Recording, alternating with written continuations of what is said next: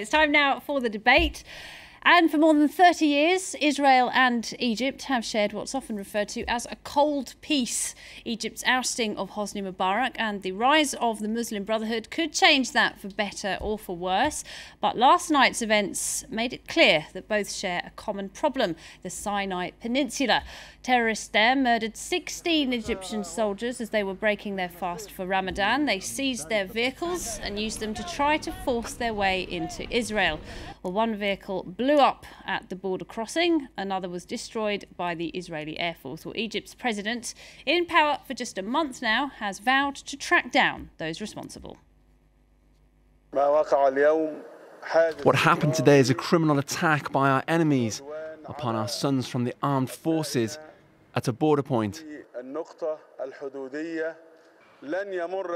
This incident will not pass lightly. The armed forces will assume complete control over these areas of Sinai. They will secure them, and those who carried out the attack will pay a high price.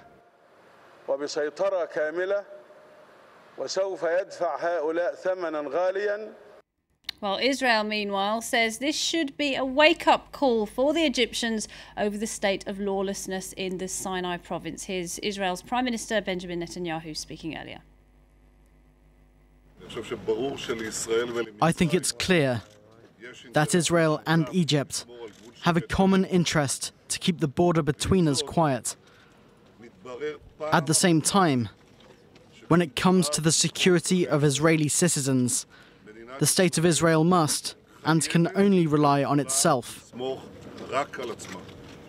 So what next for this fragile peace between the two countries? Will the Sinai be the cause of hostility or cooperation? Well, here to discuss tonight, my guests here in the studio with me is Myra Mahdi. She's an Egyptian author and a former member of the Social and Economic Council here in France. Good to see you again, Myra. Hello.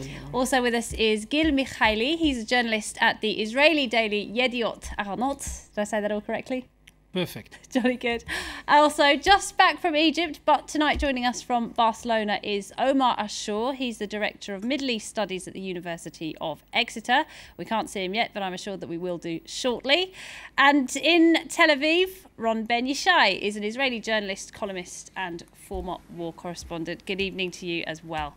All right, then, let's start with you then, Gil Mikhaili. The Muslim Brotherhood in Egypt have said on their website, first of all, they blamed this attack on the Mossad, on the Israeli security services, and they've also said that it's time now to review the peace deal between Israel and Egypt. This must be frightening for the Israelis to hear.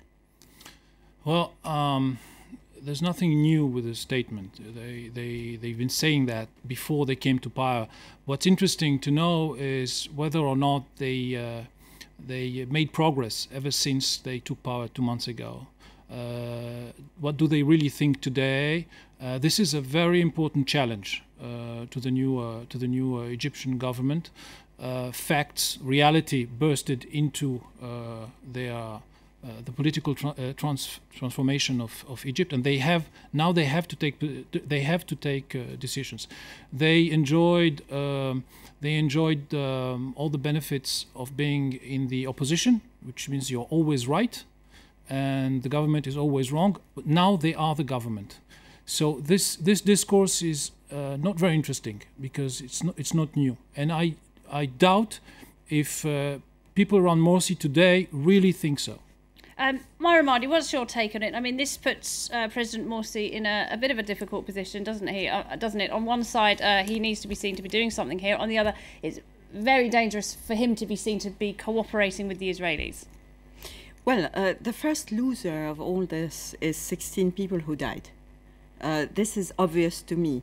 Morsi, the Israelis, the Mossad, all the rest fades. To me, and I'm here speaking, or my only credentials here are the fact that I'm Egyptian and I can feel for these people there and say or try to understand how they will react. Now, it's easy to say it's the Mossad. We have no proof of anything. We have no proof it's the Mossad. We have no proof it's the Palestinians. We have no proof it's Egyptians. We don't know. So I will keep it at that until I know who did it. Now, unfortunately, if all are dead, we'll never know. I'm just hoping they catch somebody. There are responsibilities because it happened on Egyptian soil. It took a very long time to organize such an operation. They needed information, they needed logistic support, so it's very unlikely that Bedouins and or Egyptians were not involved. They were not caught. There were at least 35 people involved in the attack. We have several bodies. Some people are still loose there. So even if we don't know exactly who did it, it's obvious that there is a whole cascade of responsibilities. It's from Egypt to Gaza. All right, let's bring in Ron Ben Yishai, a journalist who's joining us tonight from Tel Aviv. Israel is also in a bit of a tight spot here, isn't it? Because they need President Morsi to act, but at the same time, do they really want Egyptian troops in a country now led by the Muslim Brotherhood right on the border? First of all, let me note that we know at least part of the people who took part in this assault. We know exactly who they are. We have the names, not of all of them, but some of them, 3 or 4, and they are mostly Bedouins from the Sinai. This is for the first. The second thing is, yes, Israel is here in a dilemma. And the dilemma is that we want to preserve the peace treaty Israel has with Egypt. Now, we have now a new regime in Egypt, a regime who is not very friendly to Israel, but we want to keep the at least correct relations with this. And that is why Israel doesn't shoot into the Sinai, doesn't make preventive operations. And I can tell you from the last case yesterday that they let the Egyptian armored car, which the terrorist took by kidnapping and used it, we let it go into the Israeli area in order, and then the Israeli tanks and Air Force device shot at it and burned it, just in order not to shoot into Egyptian area. Mari, you wanted to come in there. Well, this seems to me quite reasonable because, I mean, one doesn't shoot across a border and you cannot do anything. Even me, I'm not a military person. I remember these films of East and West Berlin and people getting shot and nobody could do anything because it was the other side of the border. So I would hope that we, both sides, respect a border. This is for one. For two, I have no information as to what these people were, they were caught, not caught. I would like just to comment on something. When terrorist attacks happen, we cannot just blame the country where it happens. I mean, remember 9/11. You cannot say that there were Americans involved in the attack. There were none. We don't know. Until we know better, we can blame the security services for not being alert enough, but we cannot say there were certainly people collusion. There's no. Let's wait and see the proofs. Well, let's bring in Omar Ashur. He's with us on the line now. He's the Director of Middle East Studies at the University of Exeter. Given the frosty relations between Israel and Egypt, do you think they can work together to defeat this common enemy, an enemy which has killed, as we've just heard, 16 Egyptian soldiers and which tried to make an incursion into Israeli territory? I think there was a sort of collaboration between the Egyptian security services, especially the now dissolved state security investigations and the general intelligence services specifically.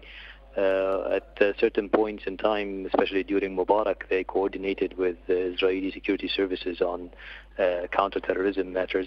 But right now things, the relations are there. Some of the individuals are still there. Some of the links are still there. But at this moment, it is much more politically risky to take these steps because of the changes that occurred.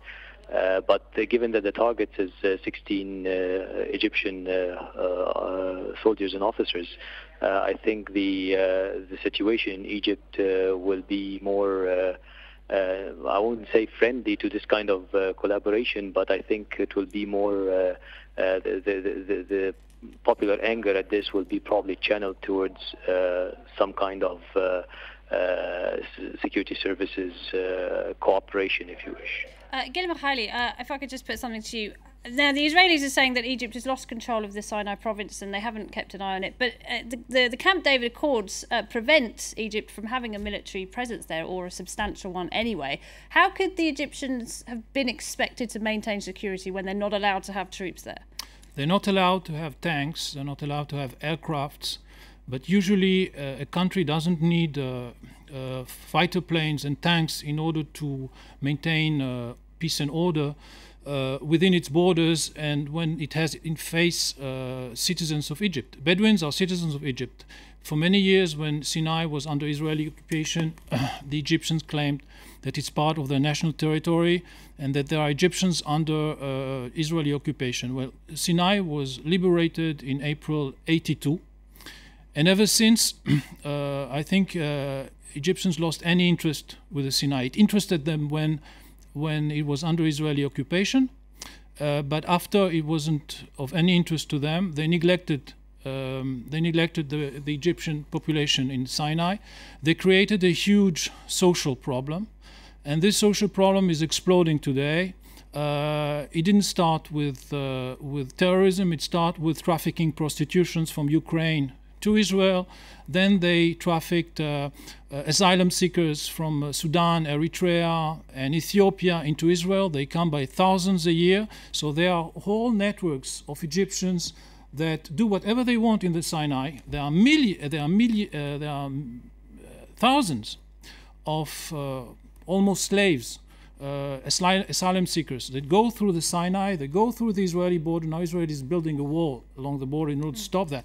So Egypt didn't care less about the Sinai for many years. It was a no man's land, and of course now when you let the chaos develop, now you need warplanes and tanks in order to get back peace and order, but law and order. But I think it's a bit late. It's a bit late for that. The situation is very complicated, and now you cannot anymore treat the problem separately. You cannot treat the Palestinian question in Gaza separately from the Bedouin Islam international jihad in the Sinai, the question of the Egyptian political transformation, and the relationship between Israel and Egypt, and Israel and the other Arab countries. So the peace accord then is key, isn't it? I mean, sorry? The peace accord, whether or not this will be revisited and renegotiated, is key to all of the things you just mentioned. Of course, and few times in the past, at least twice since the Egyptian revolution, the Egyptians asked for Israeli consent in order to put in more forces, and I would like to put forward another issue. Well, before you do, just one moment. Let me just get a response from Myra Mahdi. It's important because the problem with the chaos in Sinai that sometimes it serves Egyptian interests, like with the gas question.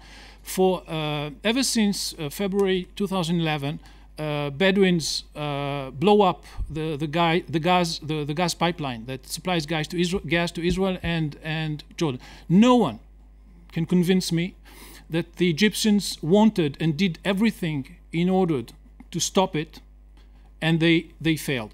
They didn't want to sell gas to Israel, and they thought that it's a good thing that the Bedouins blow up the pipe. They say, hey, we try, but we can't do anything. And now it's blowing up in their faces, this neglection. All right. Myra Mahdi, given the economic hardship a lot of Egyptians are suffering right now, I mean, that is the #1 priority for most people, isn't it? Just getting a job and having enough enough money to put food on the table. Given that, does that outweigh the animosity that Egyptians feel towards Israelis when it comes to commercial interests we've just spoken about, in your experience? I think even the most well-disposed persons listening to such talk cannot be but indisposed. I mean, a border has two sides. Two sides. How can we blame one side and not the other? Do you think by constructing walls, this is the solution for Israeli peace, really, on the long run? I don't think so.